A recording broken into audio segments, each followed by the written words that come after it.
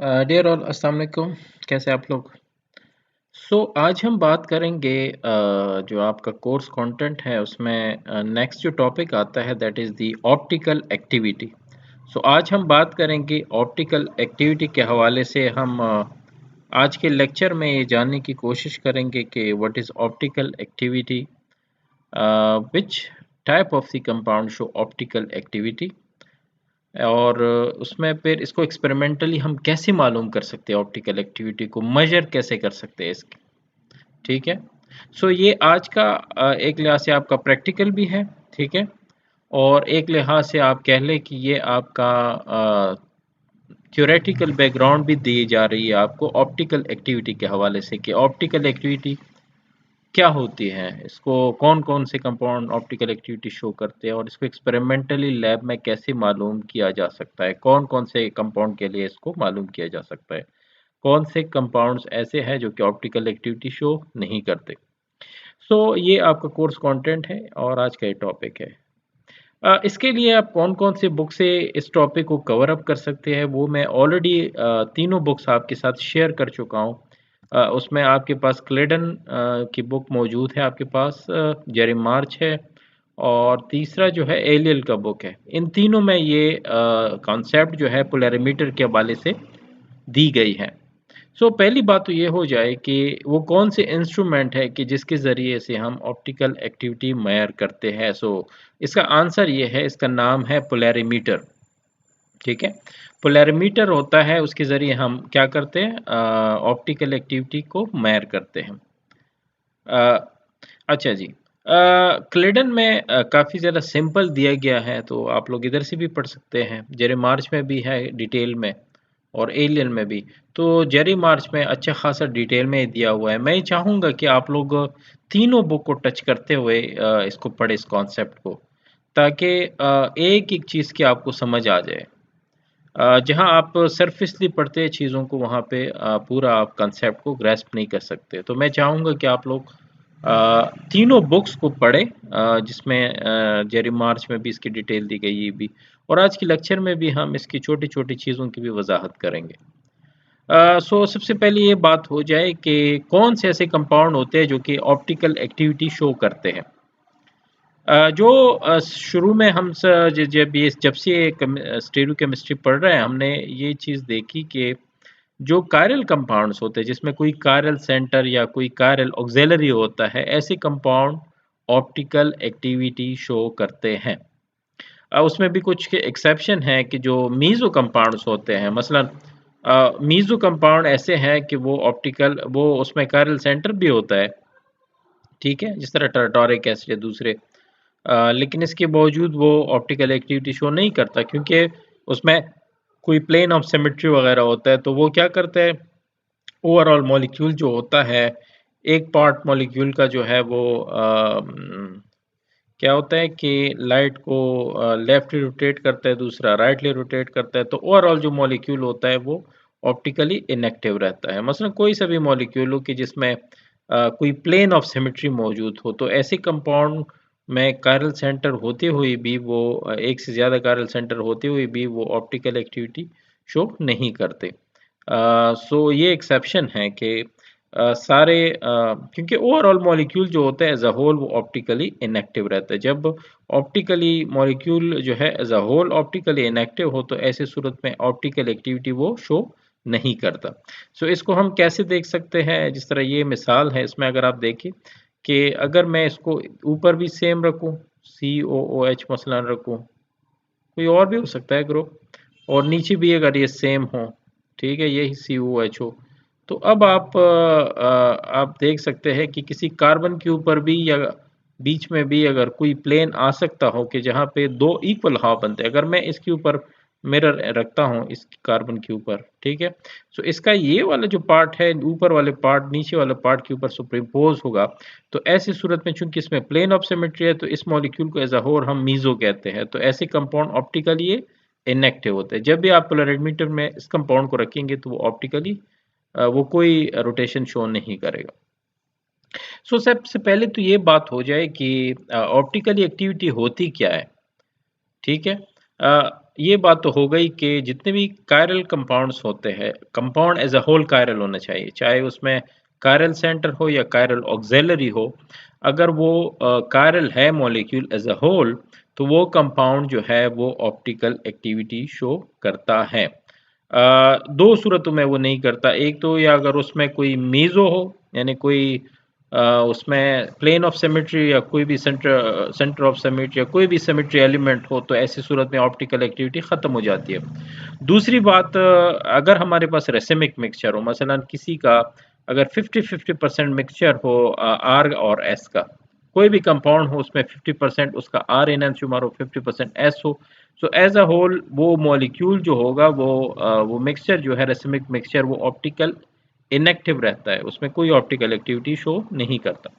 सबसे पहले ये बात हो जाए कि ऑप्टिकल एक्टिविटी कहाँ से हम मालूम करते हैं, कौन से इंस्ट्रूमेंट के थ्रू करते हैं। इसके लिए मैंने आप लोग इसको नेट पे भी सर्च कर सकते हैं, वैसे मैंने यहाँ पे एक पिक्चर जो है वो डाउनलोड किया, उससे मैं आपको दिखाता हूँ कि हम कैसे मेजर करते हैं, कौन कौन से पोलैरिमीटर में कंपार्टमेंट होते हैं जिस जो कि ऑप्टिकल एक्टिविटी शो करते हैं। जो इंस्ट्रूमेंट होता है जिसके ज़रिए ऑप्टिकल एक्टिविटी मालूम की जाती है उसको कहते हैं पोलैरीमीटर।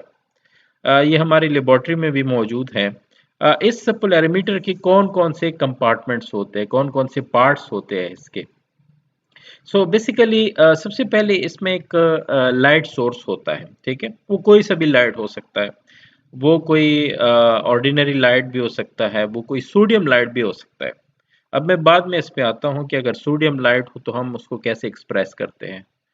इसके लिए कोई शर्त नहीं है, कोई सा भी लाइट हो सकता है, लेकिन ज़्यादातर एक्सपेरिमेंट्स में हम सोडियम लाइट को ही लेते हैं, क्योंकि उसका जो वेवलेंथ होता है वो फिक्स्ड होता है, हमें मालूम होता है। जो दूसरी लाइट होते हैं उसका हमें वेवलेंथ मालूम करना पड़ता है। सोडियम का ऑलरेडी मालूम है, 559 नैनोमीटर उसकी एक वेवलेंथ होती है, तो इसी वजह से वो लेते हैं। और जब वो सोडियम लेते हैं तो फिर इस वजह से हमें डी से रिप्रेजेंट करना होता है। डी से जब भी रिप्रेजेंट करें तो इसका मतलब अंडरस्टूड होता है कि वो सोडियम लाइट जो को ही यूज़ किया गया है। अच्छा, अब यहाँ पे सबसे पहली बात तो ये है कि कंपार्टमेंट्स की बात हो रही है कि पोलैरिमीटर में कौन-कौन से कंपार्टमेंट्स होते हैं। सबसे पहले जो इसका पार्ट होता है that is the light source. ये कहलाता है लाइट सोर्स, ठीक है? ये क्या है? ये लाइट सोर्स है, ये वाला। सॉरी, ये लिखा नहीं जा रहा। कोशिश करते हैं 1 मिनट। सबसे पहले होता है इसमें एक लाइट सोर्स होता है। उस लाइट सोर्स से जिस तरह ये आप देख सकते हैं, ये क्या है? ये लाइट सोर्स है। इस वाले लाइट सोर्स में इसको क्या है ये? Light source. ये लाइट है सोर्स। लाइट सोर्स से क्या आता है? लाइट आता है, ज़ाहिर है। ठीक है? ये लाइट सोर्स हो गया। ठीक है जी, ये लाइट सोर्स हो गया। अब इस लाइट सोर्स से आप देख सकते हैं जैसे कि इसमें मुख्तलिफ रेज हर डायरेक्शन में जा रहे हैं, ऐसे भी जा रहे हैं, ऐसे भी जा रहे हैं, ऐसे भी जा रहे हैं, ऐसे भी जा रहे हैं। हम क्या करते हैं, इसको इस लाइट को रिस्ट्रिक्ट करते हैं, इसमें से कोई एक रे लेते हैं, तो उसके लिए एक स्लिट यूज होता है, यहाँ पे इन्होंने दिया नहीं है, वैसे इसको कहते हैं स्लिट। स्लिट ये होता है एक मेटल प्लेट्स का बना होता है, वो यहाँ पे क्या करता है, एक छोटा सा उसमें सुराख होता है बीच में, जिस तरह एक प्लेट ये लगा हुआ है, एक ये लगा हुआ है ना, तो बीच में से एक ही रे गुजरने की उसमें गुंजाइश होती है। तो फिर क्या होता है, एक रे जो है वो इसमें से जो कि मल्टी डायरेक्शन में जा रहे होते हैं वो इसमें से पास होता है। फिर उसके बाद वो पोलराइजर में पास हो जाता है ना, पोलराइजर में जाके अब पोलराइजर में भी वो क्या करते हैं, यूनि लाइट जो कि मुख्तलिफ डायरेक्शन में जा रहा है अब उसको यूनिडायरेक्शनल कर देता है। अगर आप एक रे भी हासिल करें तो भी वो मुख्तलिफ मल्टी डायरेक्शन में मूव करता है, लेकिन इस रे को किसी एक प्लेन में, क्योंकि ये मल्टी प्लेन में जा रहा होता है ना एट ए टाइम, मुख्तलिफ प्लेन्स में ये वो करता है, एक्स एक्सिस, वाई एक्सिस, जी एक्सिस, 3 एक्सिस होते हैं ना, तीनों एक्सिस में ये क्या करता है एट ए टाइम, ये प्रोपिगेट करता है ये लाइट। तो किसी एक प्लेन बाकी प्लेन को एब्जॉर्ब करता है, किसी एक में इसको लाने के लिए हम क्या करते हैं, इसको पोलराइजर में से पास करते हैं। पोलराइजर क्या होता है, ये एक प्रिज्म होता है, ठीक है जी। एक प्रिज्म होता है जो कि क्या करता है, प्रिज्म का काम ये होता है कि वो लाइट को ना, प्रिज्म, ये प्रिज्म है। प्रिज्म एक डिफ्रैक्टिंग मटेरियल है जो कि अगर हम उसमें मल्टी डायरेक्शनल लाइट को पास करते हैं और वो लाइट को किसी एक प्लेन में रोटेट करता है, या एक्स एक्सिस होगा या वाई एक्सिस या जी एक्सिस, किसी एक में रोटेट करता होगा। सो ऐसी लाइट को हम कहते हैं कि ये क्या है, प्लेन पोलराइज लाइट है। मतलब कि अब ये किसी एक प्लेन में ये मूव कर रहा है। उसके बाद जब इसी लाइट को हम आगे पास करते हैं पोलरिमीटर, अच्छा इसकी जो पोलरिमीटर में हम इसको पास करते हैं, उसकी जो लेंथ होती है वो कितनी होती है, 10 सेंटीमीटर आमतौर पर वो लेंथ होती है। ये एक जिसमें हमारा सैंपल रखा होता है ना, ऐसे ही होता है। हमारा सैंपल होता है इस तरह का, एक छोटा सा सेल होता है जो कि वेरिएबल लेंथ के होते हैं, लेकिन आमतौर पर ये 10 सेंटीमीटर का होता है। तो इसमें हम अगर इसको हम पूरा फिल करते हैं इस पूरे सेल को, तो इसका मतलब यह है कि जो हमारी सैंपल है, उस सैंपल की जो लेंथ है दैट विल बी 10 सेंटीमीटर। वो कितना होगा, वो 10 सेंटीमीटर ही होगा। तो लेंथ जो है वो 10 सेंटीमीटर होगा अगर हम उसको पूरा फिल करते हैं तो। अब उसके बाद जब इस सैंपल को हम रखते हैं और रखने के बाद उसके ऊपर लाइट पड़ती है, लाइट प्लेन पोलराइजर में से गुजर के यहाँ पे आ जाता है। जब इसके ऊपर पड़ जाता है तो इसमें होता है, इस सेल में होता है हमारा ऑप्टिकली एक्टिव कंपाउंड होता है, यानी वो कंपाउंड होता है जो कि ऑप्टिकल एक्टिविटी शो करता है। अब मैं ज़रा नेक्स्ट वीडियो में आपको बताता हूँ, क्योंकि ये वीडियो की साइज़ बढ़ रही है थोड़ी सी।